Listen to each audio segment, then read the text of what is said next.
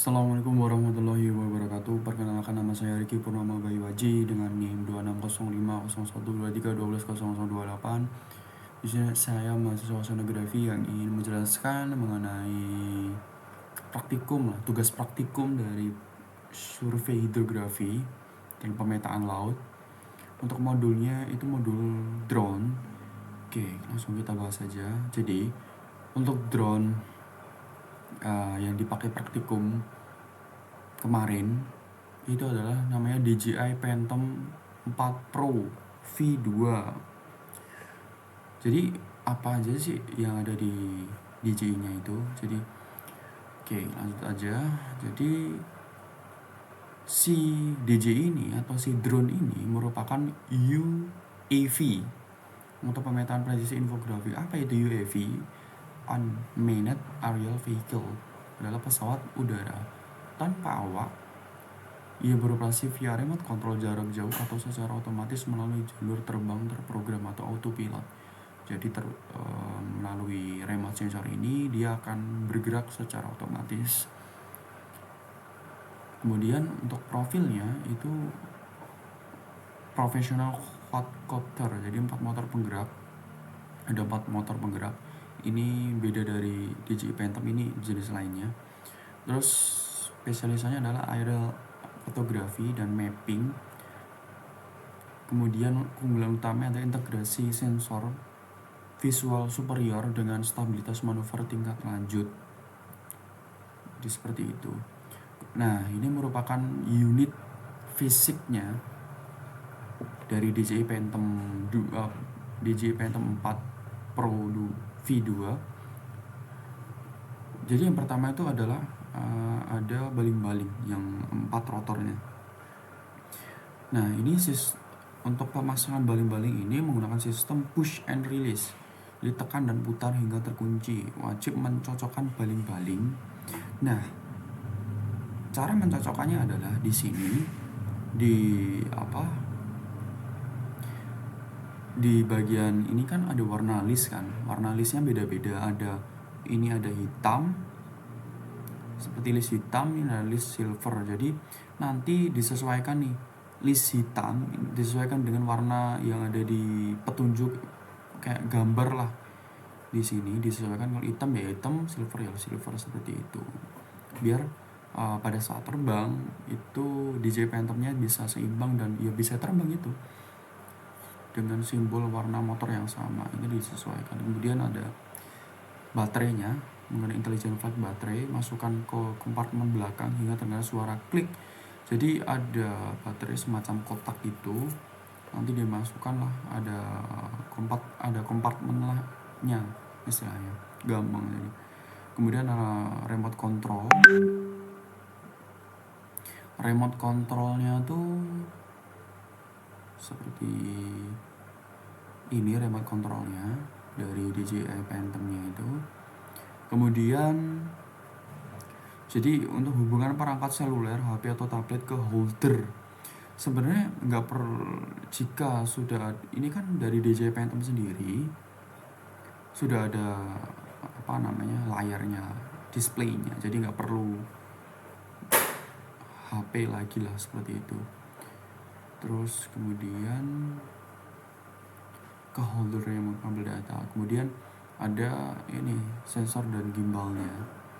Nah, sensornya tuh yang hitam-hitam ini sensornya. Hitam ini sensor. Jadi lepas pelindung gimbal, nanti gimbalnya itu ini kan atau stabilizer itu tadi ada kayak pelindung lah biar nggak goyang-goyang ini. Nah, ini udah dicopot pelindungnya. Dan pastikan seluruh lensa sensor obstacle avoidance, penghindar rintangan dalam keadaan bersih tanpa noda.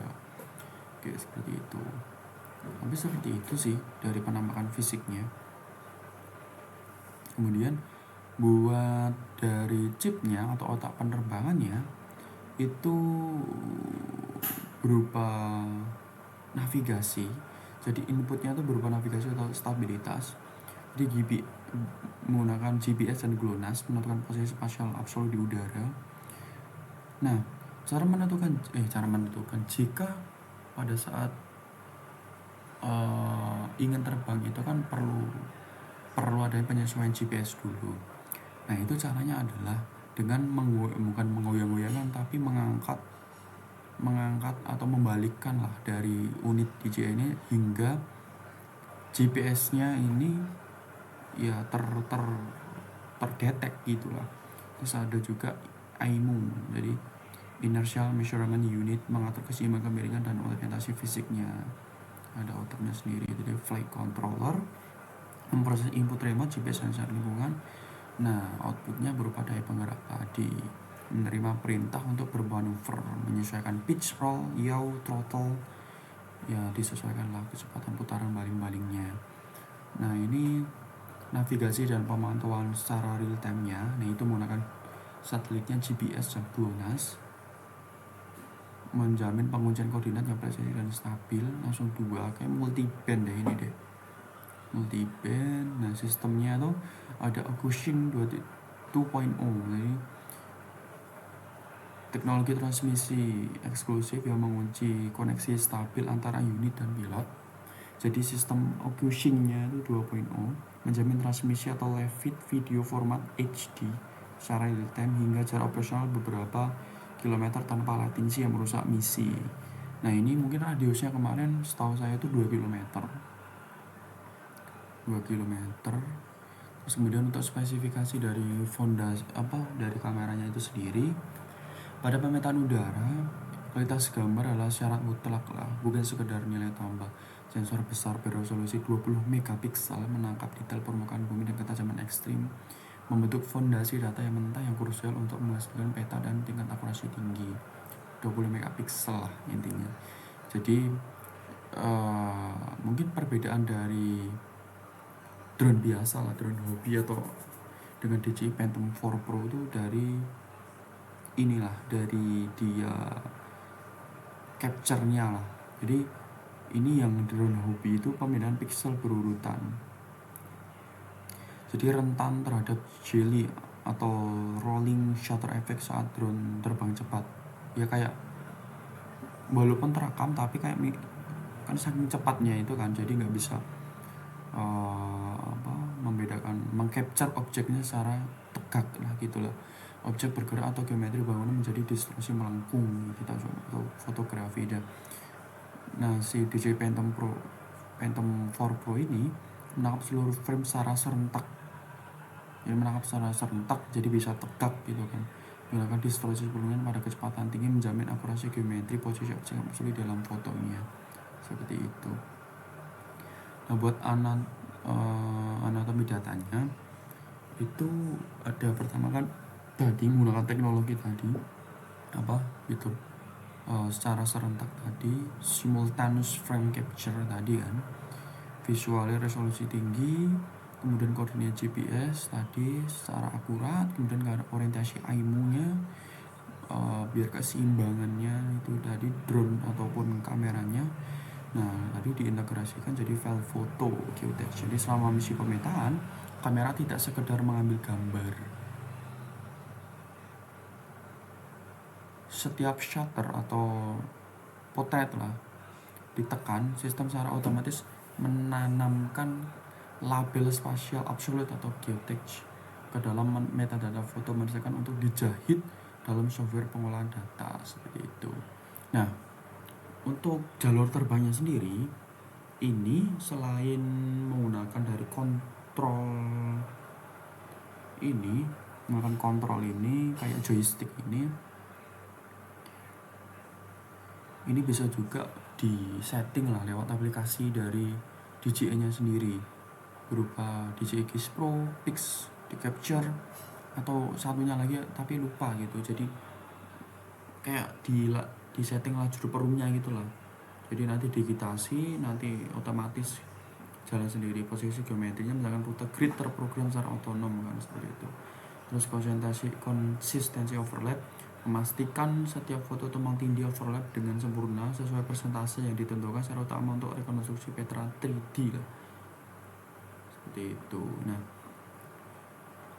oke, aku akan jelasin ini deh cara menghidupkannya. Mungkin cara menghidupkannya tuh ini ditekan sekali dulu, tek, habis itu ditekan lama, cong sampai bunyi notifikasi ding gitu kan. Nah otomatis hidup sendiri. Nah buat tombol di kanan ini itu tombol home, jadi kita udah terbang nanti diklik tombol ini akan otomatis si drone-nya akan kembali pulang di itulah. Terus ini buat buat terbang, buat kanan kiri gitulah seperti itu. Nah untuk oh iya kan ini on nih, udah on. Habis itu untuk biar rotornya bergerak itu dua ini si joystick kanan kiri ini diarahkan ke tengah ini, ke bawah tengah. Nah, otomatis itu sendiri hidup. Habis itu ya udah dijalinin sendiri. Terus kemudian oh iya sorry buat capture nanti, nah seluruh kayak pengaturan intinya buat foto, buat apapun itu ada di sini, ada di ujung-ujungnya lah, ujung-ujungnya nih buat pengaturannya biar foto dari atas seperti itu. Terus untuk pengaplikasiannya itu berupa pemetaan garis pantai, inventarisasi ekosistem, terus monitoring infrastruktur seperti itu. Walaupun beroperasi di udara, kombinasi sistem presisi dan navigasi absolut menjadikan UAV ini instrumen tak tergantikan untuk manajemen wilayah perairan seperti itu. Nah buat kasusnya sendiri itu ada dinamika pantai, jadi pembuatan ortofoto resolusi tinggi saat berkala untuk memantau laju abrasi, akresi, dan perubahan tata guna lahan seperti itu. Terus pemetaan biologis menembus perairan dangkal jernih untuk memetakan luasan hutan bakau, padang lamu, dan distribusi terumbu karang. Nah tadi kan inspeksi sipilnya tuh melakukan inspeksi visual jarak dekat yang aman untuk evaluasi struktural pada pelabuhan, dermaga, dan bangunan pelindung pantai tanpa surveyor ya. Kemudian ekosistem pemetaan terintegrasinya tadi input dari blok 1 ke kamera tadi 20 megapiksel, terus dari navigasi presisi juga, terus autopilot misi, nah menghasilkan apa, peta pesisir dan hidrografi resolusi tinggi. Jadi DJI Phantom 4 Pro V2 bukan sekedar kamera terbang, ini adalah ekosistem pengumpulan data spasial terpadu yang dirancang untuk memenuhi standar ketat survei profesional. Seperti itu, intinya tuh drone ini adalah proper, harganya aja 40 juta, makanya proper lah seperti itu. Terima kasih dari saya, apabila dari saya salah kata mohon maaf. Wassalamualaikum warahmatullahi wabarakatuh.